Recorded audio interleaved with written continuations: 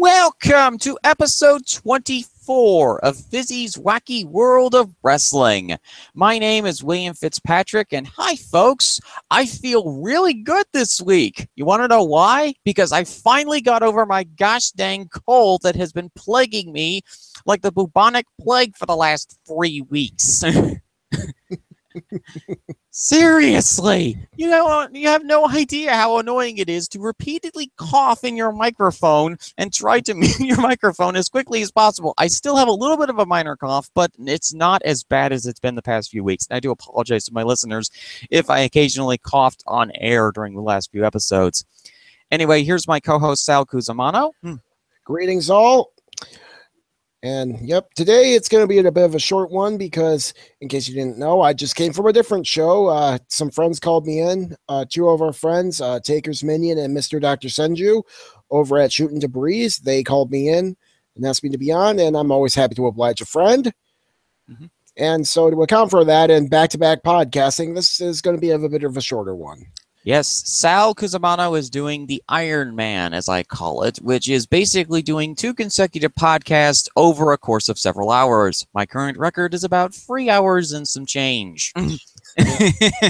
Sal just did a 2-hour podcast, so we're only going to be covering 2 topics on this edition of Fizzy's Wacky World of Wrestling. Sal is going to be covering the last of the G1, and I'm going to be covering parts of a show that I was surprised was on air last night, and through the thunderstorms and rains, I got to catch bits and pieces of it. Destination X. Yes, I willingly watched an episode of the Donner Party of Professional Wrestling for the first time in 6 months. Well, I hope it was good. But yeah, and if you're wondering about any of my opinions on Raw or SmackDown this week, you can go and check out the show I mentioned earlier. You'll find all of my lovely opinions on there. Mm-hmm. Yes. I really don't have much anything to say about Raw and SmackDown this week. I caught bits and pieces of it. I've been mostly just watching Southpaw Regional Wrestling tonight. While Sal was away working on the show with Taker's Minion, I caught the first 5 episodes of the series. I'm halfway through episode 5 right now, but needless to say, this season 2 of Southpaw Regional Wrestling is just as fun and hysterical as season 1, especially if you have a hatred for used car salesmen or AJ Styles. I did see the first episode before I went on that. That one was hilarious. I still need to catch the rest. But anyway, getting down to business here, we had the last 3 days of the G1. And believe it or not, we're going back to a place that me and Fizzy have been to before. Well, not that we've actually been there, but it's a place we've talked about before. You just didn't know we were talking about it. Because the last 3 days of the G1 are always held in the Ryogoku Kokugiken Sumo Hall. Ah, yes, the Sumo Hall. Usually, sumo wrestling tournaments are held here, but also professional wrestling events are held at this place. This arena is one of the rowdiest arenas in Japan that isn't in Osaka. Yes, and this tournament, this Sumo Hall, we actually talked about back in May for the Natsubasho when we talked about that. Mm-hmm. This is where the Natsubasho was held. It's also where the Hatsu or New Year Basho and the Aki or Autumn Basho are held. The Hatsu Basho is in January. The Natsu is... Yeah, the Natsu Basho is in March. You had a little bit of microphone fade there. And the Aki Basho is in September, which we'll actually be covering here pretty soon. Yep, we'll be going back there in about a month. So, it's nice to be back in this familiar place. And we start off with Day 17, the last of the A block. And we had Bad Luck Fale defeating Nuji Nagata. This was Nagata's last match in his last G1 match ever. And to say the crowd was behind him would be an understatement. The crowd loved this man. I mean, it's one of those things you'd really have to see to appreciate. But just imagine everyone holding a Yuji Nagata sign, chanting him over and over and over again. That was this match. And it was a damn good match. I gave this 3.5. It went back and forth. Nagata fought on with everything he had.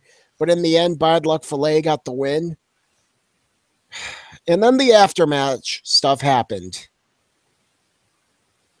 I hate you so much, Fale. Mm-hmm.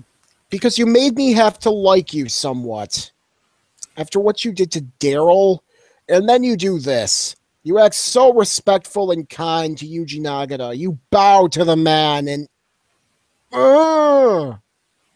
Context of the story here, folks. Bad Luck Flav was actually Yuji Nagata's disciple and was originally in Blue Justice when he was a young lion. So that's why he was extremely respectful of the man when he was facing off against him in his last G1 match. Yep. Seeing at the end when after the match and after he won, Bad Luck Flav threw up the too sweet to Nagata, and then Nagata did his salute, and then Filet just bowed and left the ring. And I'm just like, fuck. Just like that. I just hate that I have to somewhat like this man now because of what he did to Daryl. Yes, ripping up a stuffed therapy cat during a match. Yeah. But that was it was a very good match, very emotional. Again, Nagata was absolutely beloved by all. It was a beautiful sight, and it was a good match. After that, we had Togi Makabe against Yoshihashi. I skipped this match. I just had no desire to see this one at all. Okay. Yeah. After that, we had Tomohiro Ishii against Zack Sabre Jr., and Zack Sabre Jr. got the win. Really, really, really, really like this one. It was Tomohiro Ishii's strong hitting nature against Zack Sabre Jr.'s submission specialization. Basically, Zack faced against a brick wall, and somehow he managed to submit the brick wall. Yeah, he put on. It was kind of weird. I'm not sure exactly what it was. It looked like he had him in both an armbar and like a choke with his legs at the same time. It's the best way I can describe it. Maybe it was like some sort of weird inverted triangle choke. I don't know what the hell it was called, but it was a really cool submission. Ishii never tapped out, but he got choked out. So Zack got the win. And after this, we had Haruki Goto defeated Kota Ibushi. And, I like this one. It was fine for what it was. Gave it 3 1/4. And then we had Tetsuya Naito defeating Hiroshi Tanahashi. This was an awesome freaking match. I gave this one 4.5.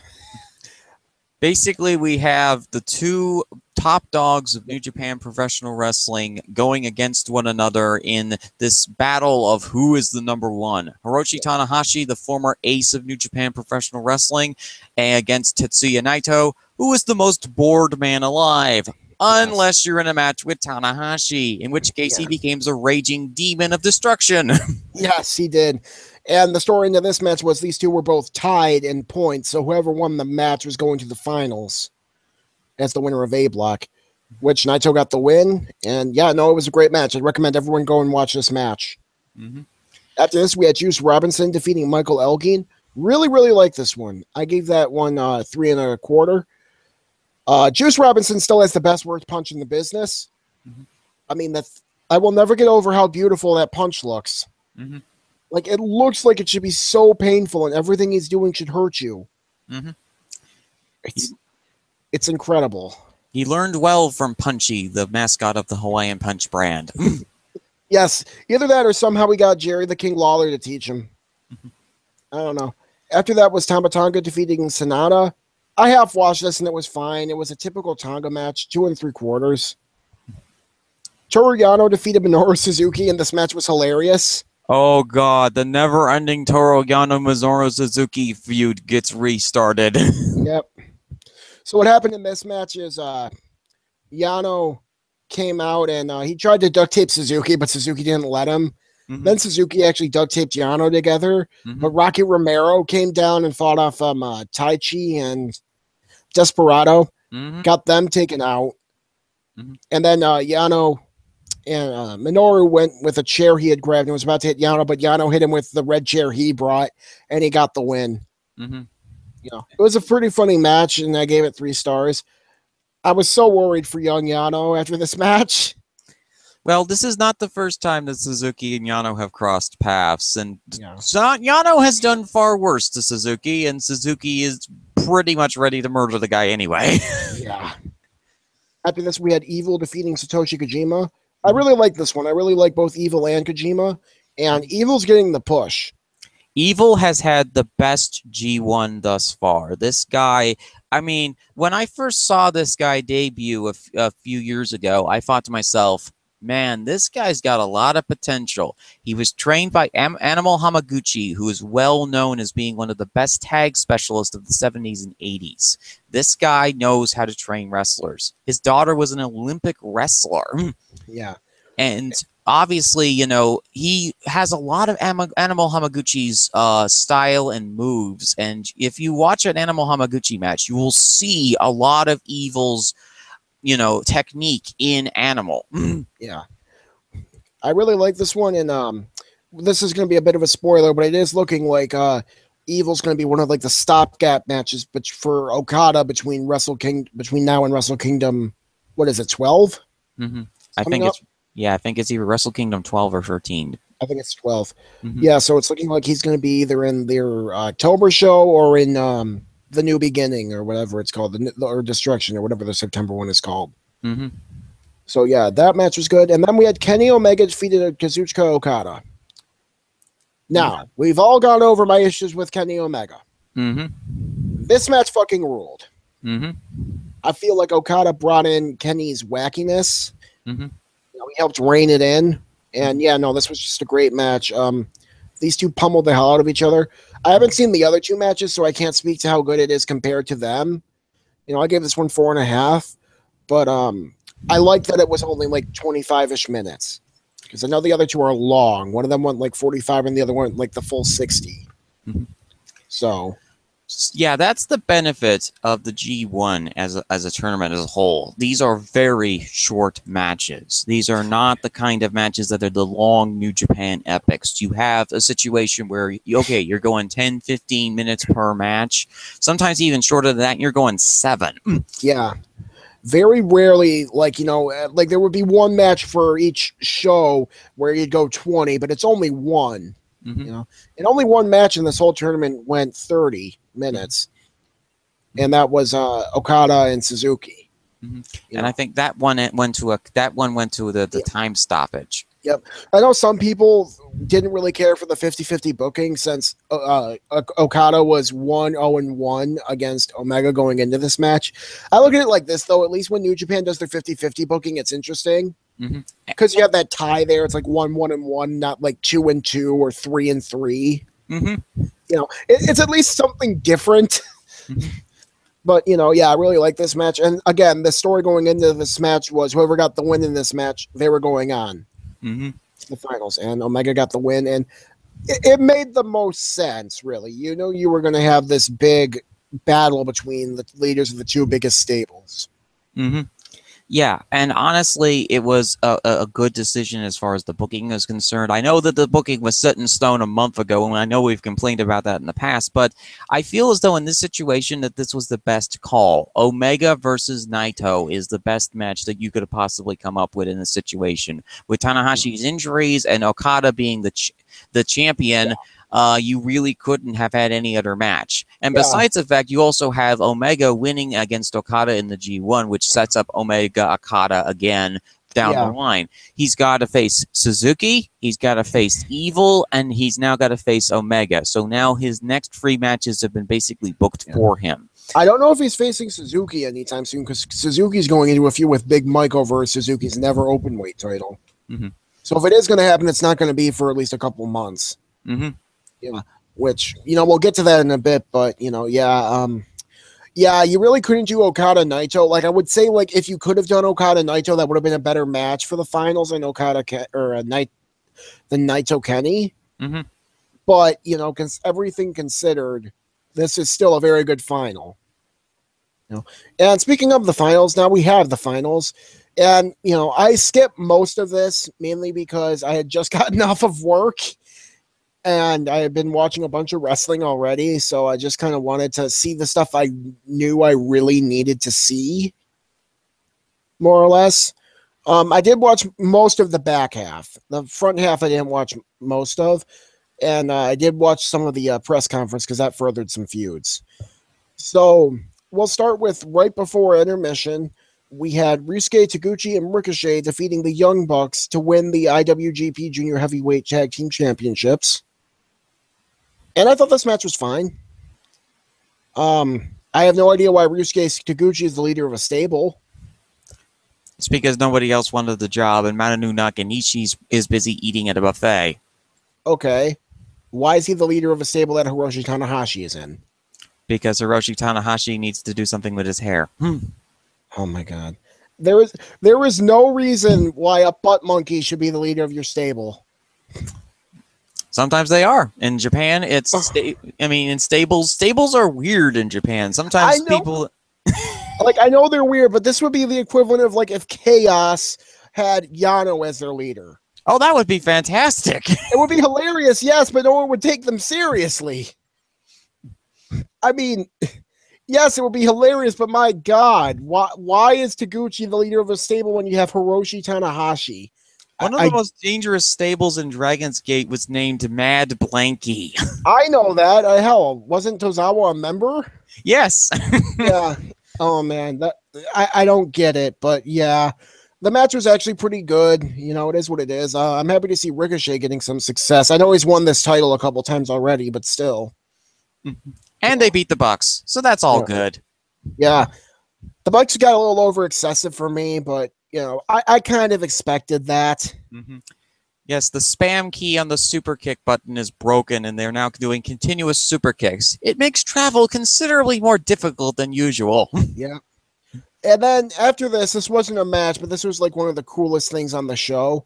Katsuyori Shibata returned to the ring. Yes, Shibata had a very devastating in-ring accident a few months back where he had a devastating headbutt. Now, before the headbutt hit, he got hit with a rainmaker, which seemed to did some severe damage to him. Then he did the headbutt, which made it even worse. Yep, and he suffered a subdural hematoma, which, for those who don't know anything about medicine, that's where blood pools in the brain. He actually collapsed backstage, couldn't walk to the back on his own. They rushed him to an ambulance, and they actually had to drill out part of his skull so they could get the blood out. Oh, and just like when his music hit, everyone lost their shit. Everyone. And just seeing their reaction and seeing how much he meant to all them, it was crazy. I mean, the closest comparison I have, and we're gonna go back to hockey, Fizzy, because we need to. Back, you know, I'm a Wings fan. I think I've alluded to this before. Oh yes. I actually mentioned hockey in the show's description, so that fits perfectly. Yeah. Back in 1997, 1996-97, the Wings broke their then 42 long drought of Stanley Cup, of not having a Stanley Cup. They hadn't won it for 42 years. One of the team's best defensemen on that team was a man by the name of Vladimir Konstantinov. 6 days after they won that championship, he got into a car accident and was paralyzed, could never play again. That next year, we won it again, and in the Western Conference Finals, he was the big motivation for that team to win it again, which we did. Suck it, Caps.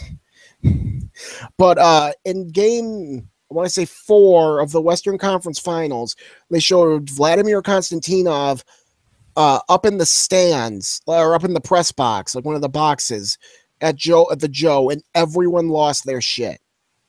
The reaction for Shibata was pretty much the exact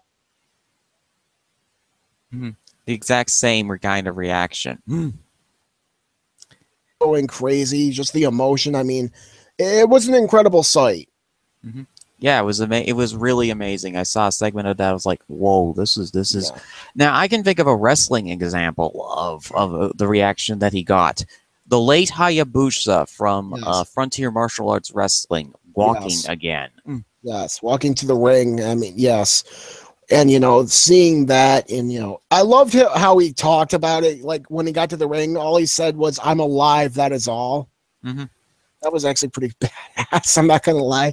And my favorite reaction to this was after that ended, Jushin Thunder Liger just said "kakoi," which I'm pretty sure, if my Japanese memory serves me right, means cool. That was his whole reaction to it, and I'm just like, damn right.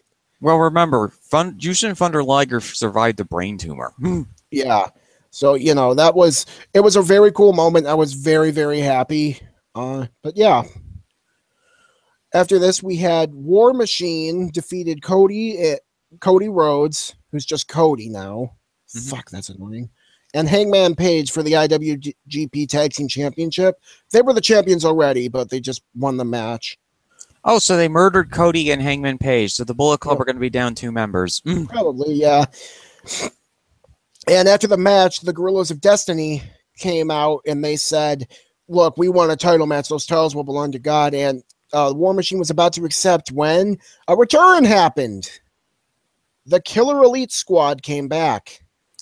Ooh, nice. So the Killer. Okay, so for those who don't know, Lance Archer has been out with a back injury for the last couple of months, and the KES was originally going to get a shot at the title belts in February, but because of the injury, they had to go back to another plan.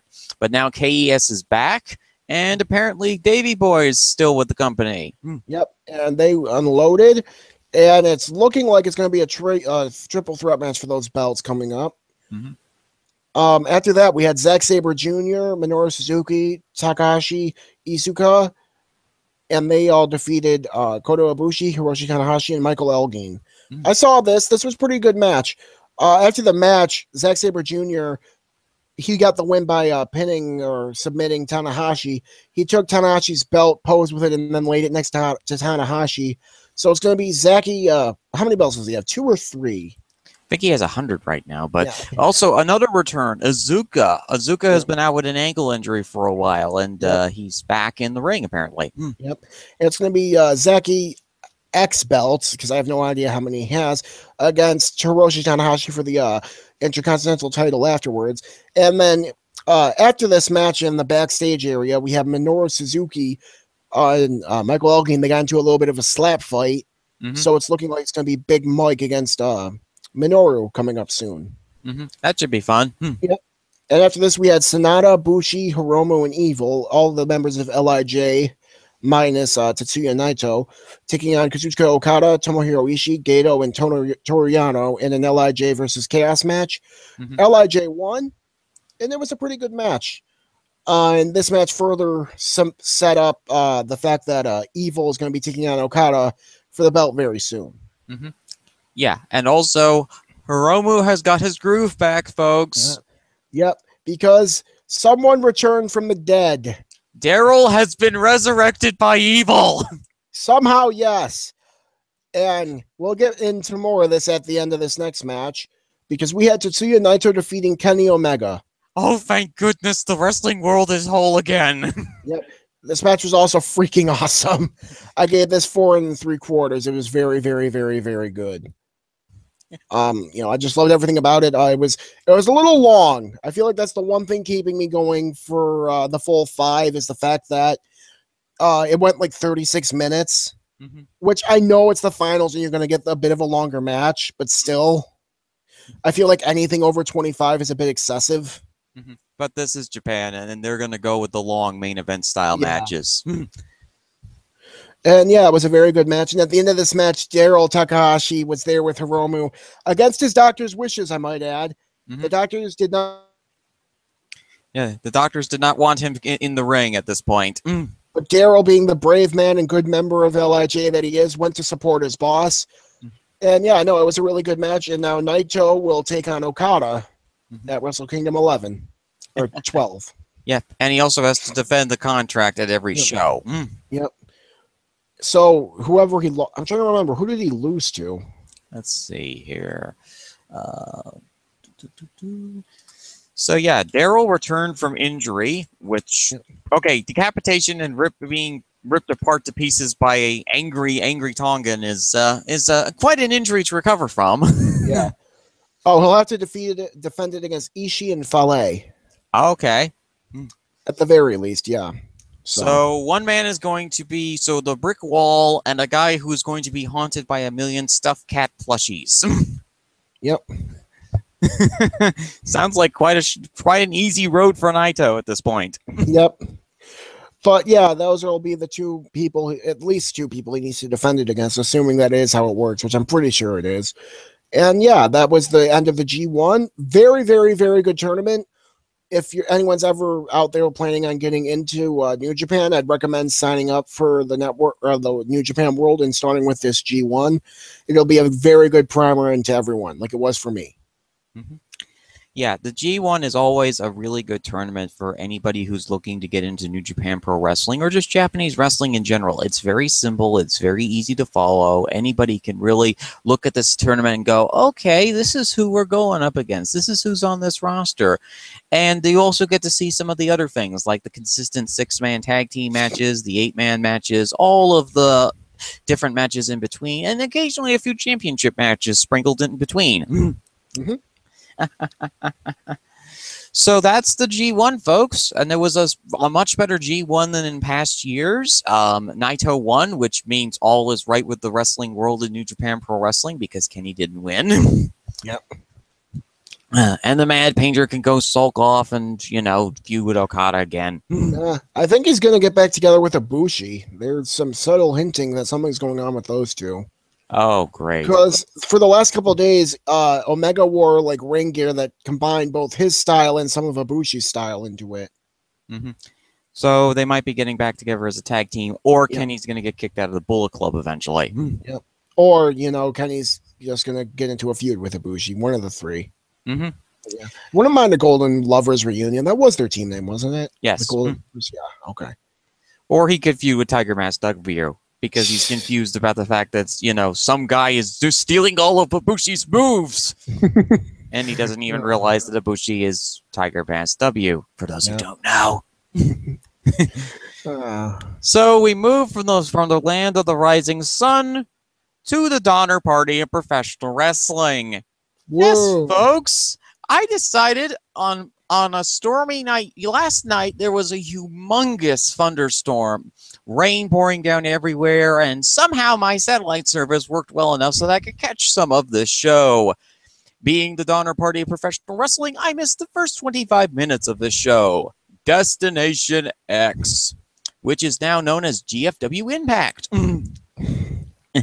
Why do you even keep the Impact? Just get rid of it. It's your last vestige to the old TNA shit. Because Impact is actually a fairly decent wrestling name to have on for a show. True, but it's still like keeping you back to when you were called TNA. Just like cut all the ties. Really can't do that for branding reasons. And also, do you want the show to be called GFW Amped? And do you want them to be sued by Mountain Dew? Touche. Anyway, I have not watched GFW TNA in about a few months because I had it on my wrestling cycle. I had TNA off of the cycle, and I had Raw, SmackDown, and a little bit of NXT on it, as well as I'm bringing in classic WCCW matches from 1982 because I want to see what the heck went wrong with this crazy promotion.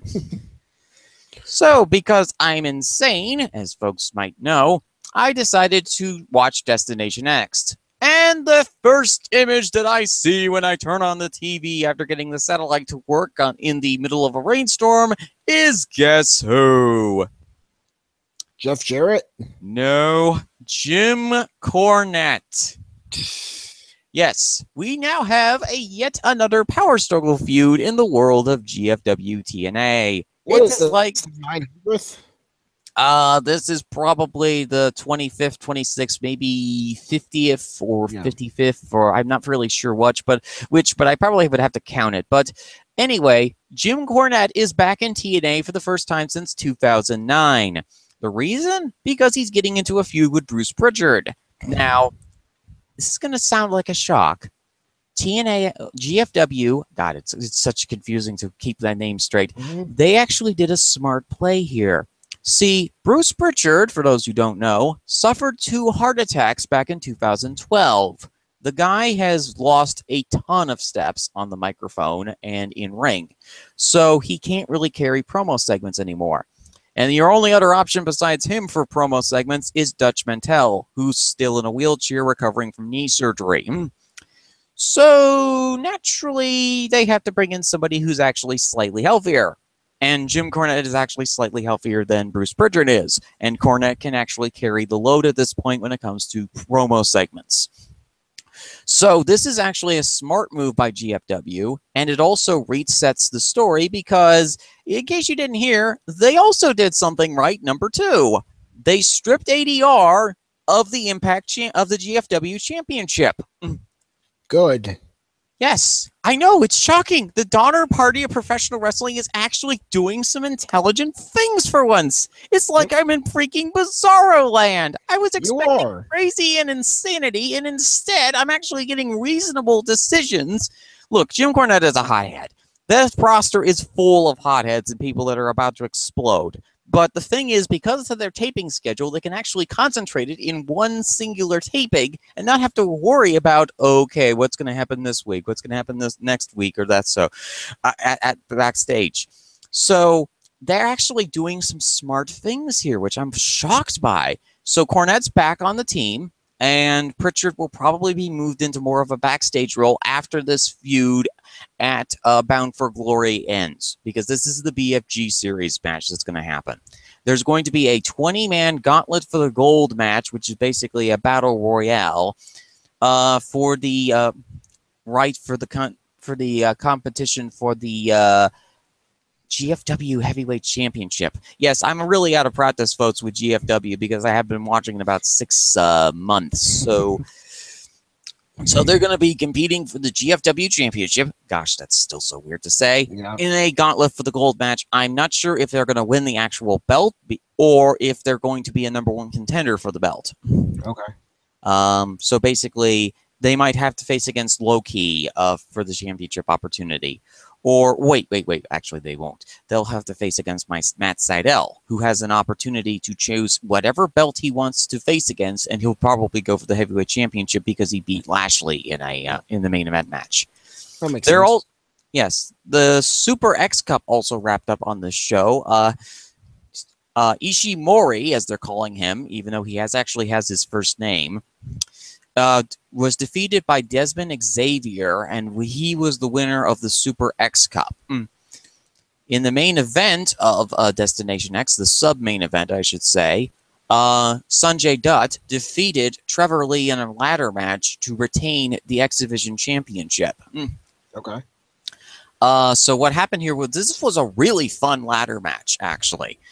Trevor Lee is no stranger to long matches. This is a man who had a 1 hour and 5 minute long match with Roy Wilkins down in CFW Mid-Atlantic. I remember hearing about this.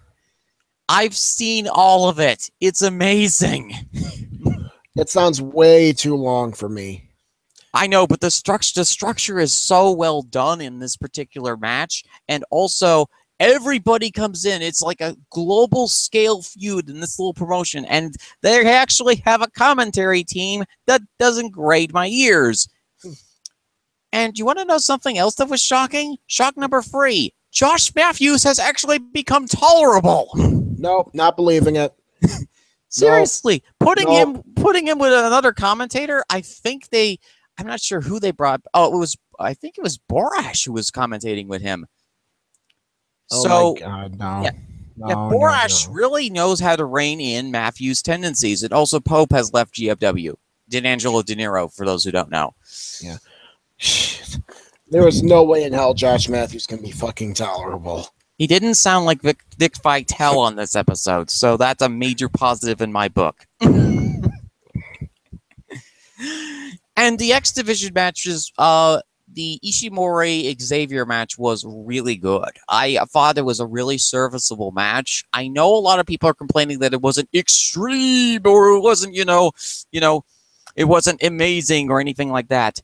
Serviceable and good is something that is very, very foreign to GFW TNA. This is basically like their equivalent of a 4-star match in this promotion. Well, yeah, of course. It's TNA. Yes. And then the ladder match, to continue, was really fun. It had the typical kind of interference.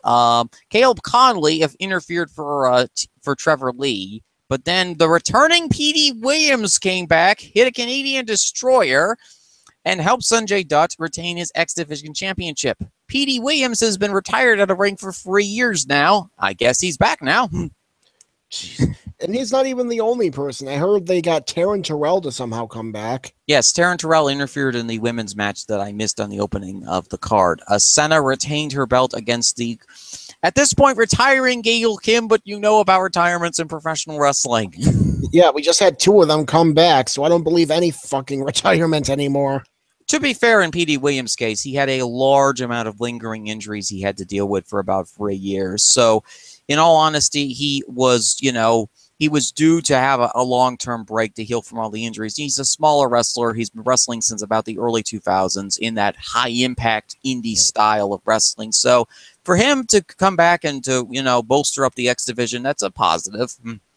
Yeah, no, I'm not saying it isn't a positive. I'm just saying I don't believe any fucking retirement steps.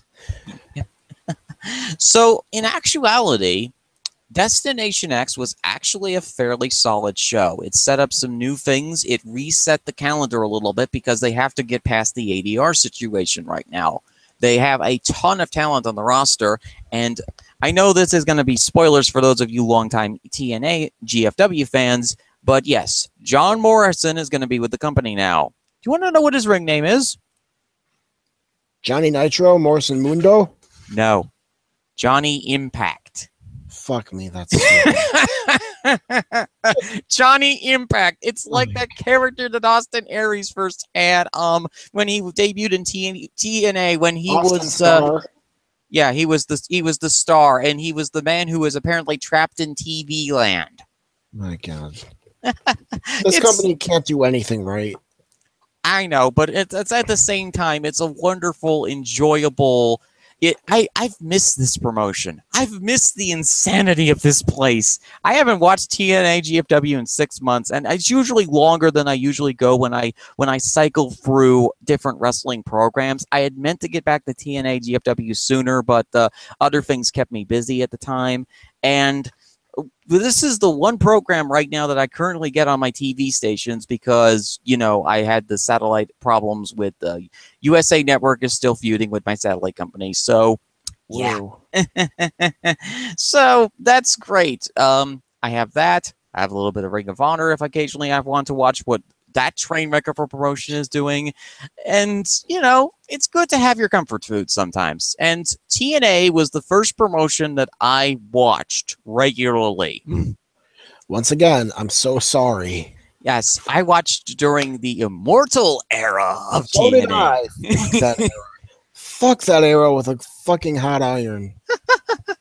Good. Like, that was the worst of all of wrestling right there. Mm-hmm. And it still didn't even touch the top 20 moments of TNA during the horrific eras of the Russo era or the eras of, the post-Russoism era. This was during the era where Vince Russo was actually saying, no, guys, I really don't think you should do that idea. Yeah. You had idiots all around. Yes. And, I gotta, the one thing that I do like about Dixie Carter is how she manipulated all of these carnies into doing all of this stupid nonsense. They thought that she was she's just the daughter of some energy corporate magnate. We'll be able to fool her. And instead, they get trapped into the madness that is TNA, and they end up coming out worst for wear. Whereas Dixie, she sold the company. Admittedly, she's now in a ton of lawsuits right now over this, that, and the other thing with the state of Tennessee. But hey, it's just a dinner day at the office. Yes. No, she just proved she could be as carny as the rest of them, in my opinion. Well, yeah, that's what they didn't expect. Yeah. All of the ownership, former ownership, is fucking trash. Of course. But then again, that is the world of professional wrestling. The problem is that the good people who want to do business don't like to do business with professional wrestling because of the carny nature of the beast. Mm-hmm. And if you want to get good people involved in wrestling, you have to make sure to cut some of those problems out with a scalpel. And you have to be very careful about it because you also want to make sure that the wrestlers aren't excessively paranoid about the changes you're making. And you also want to make sure that this is how we're going to be doing things. This is how we're going to be changing things. We're going to be doing this professional business-like.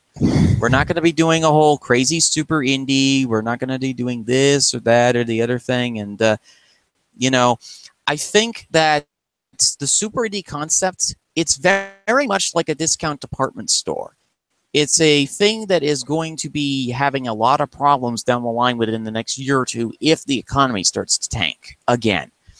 So promotions in America right now, I think if you manage your finances right and that you're careful about what you're doing and who you're booking, e.g., the clown show in Austin, paging the clown show in Austin, your shows are way too gosh dang long and you're having issues with your arenas.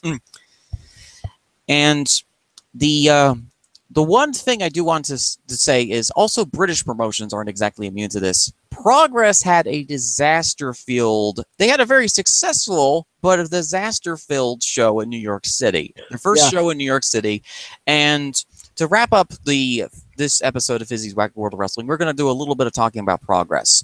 TK Cooper suffered a dislocated ankle in a tag team championship match with British Strong Style. That was the first blow.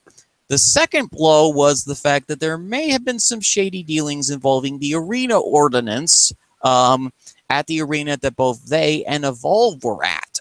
Yeah.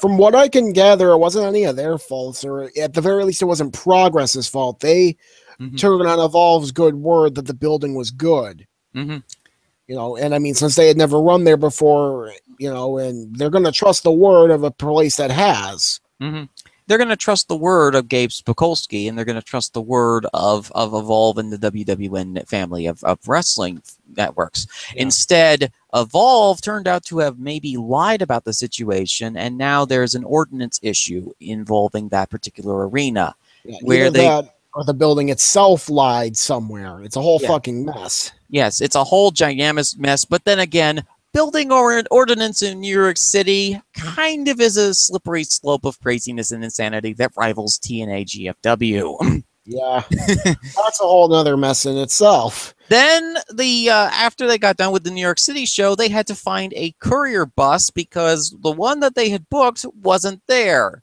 at 3 o'clock in the morning. Jeez. To get to Boston to do the Boston show. Nothing could go right. I mean, and also Pete Dunne got injured in a super indie show where he had to have 10 stitches put in his face, so they had to move the Jack Gallagher Dunne match. Yeah, I remember hearing about that, yeah.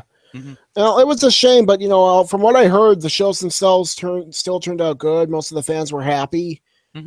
I heard, didn't one guy almost die of a heat stroke at that Progress show? Or yeah, I think that there might have been some heat stroke issues and that there was a lack of water in the building, but thankfully people were able to go outside and go to the restaurant out across the street and get some water. Yeah.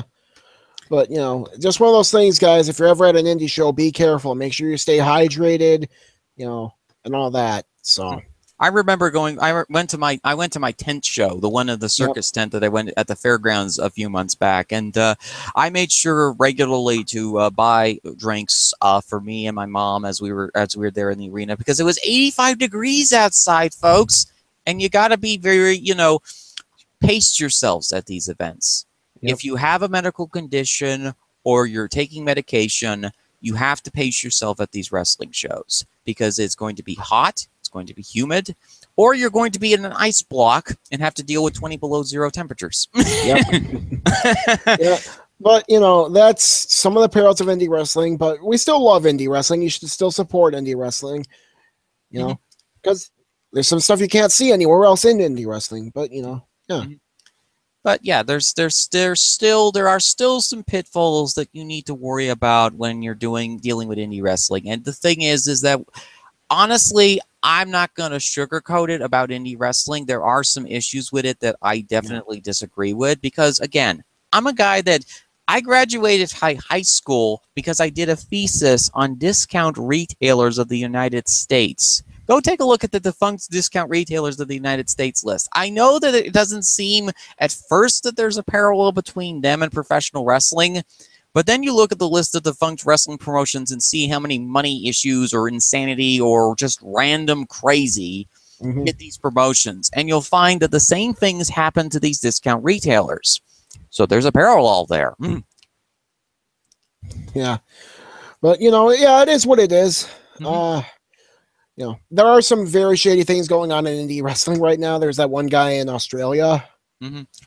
Yeah, the Australian promotion. There was that one New Zealand promotion that got whistleblown on by Will Ospreay. Oh no, that's what I was talking about. I was thinking oh, Australia for some reason, but yeah, the New Zealand promotion with the one guy who was like, mhm.